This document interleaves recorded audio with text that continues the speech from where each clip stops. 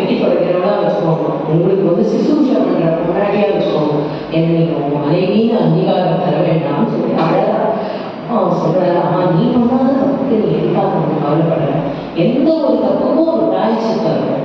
இந்த ஊர்ல வந்து ஜெகநாத பண்டிதர்ன்றவர் இருக்காரு, அவரை போய் நம்ம பார்க்கலாம் வா அப்படின்னு சொல்லி இந்த குடிவர இந்த உள்ள இந்த கதை அத்தனையும் இந்த அம்மா அழுது சொல்றா. அவனும் சொல்றான், எங்களுக்கு ஏதாவது ஒரு உபாயம் சொல்லுவோனே அப்படின்னு சொல்லி கதை.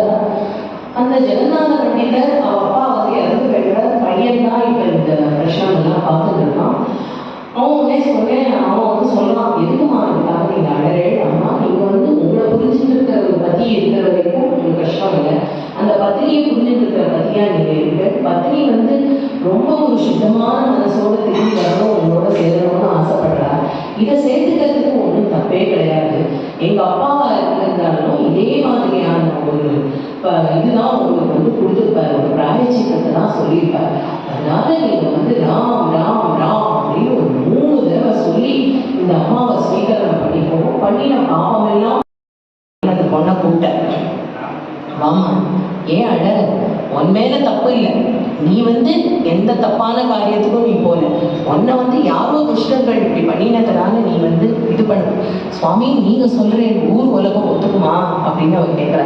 ஊர் உலகத்தை நான் ஒத்துக்க வைக்கிறேம்மா, நான் ப்ரூவ் பண்றேன் அப்படின்னு சொல்லிட்டு சொல்ற, இப்படியே அழிச்சும் போ, வெளியில வாசல்ல அனௌன்ஸ் பண்ணு, இன்னைக்கு பூரி ஜெகநாத், இன்னைக்கும் போனா அதை பார்க்கலாம், பூரி ஜெகநாதர் கோவில் பக்கத்துல இருக்கக்கூடிய அந்த குளத்துக்கு கூட்டிட்டு போ, அங்க அழைச்சிட்டு போயிட்டு அந்த திவ்ய கஷேத்திரமா இருக்கக்கூடிய இடத்துல இருக்கக்கூடிய அந்த பொய்கை அந்த குளத்துல இப்ப என்ன வேஷபூஷணத்துல வந்திருக்கா, ஒரு முக்காடு போட்டு இருக்கா, வேற விதமான கருப்பு உடுப்பு அழிஞ்சுட்டு இருக்கா, இந்த வேஷபூஷணத்தோட நீ அப்படியே அந்த ஜலத்துல இறங்கி ராமா அப்படின்ற வார்த்தையை சொல்லி நீ நமஸ்காரம் பண்ண.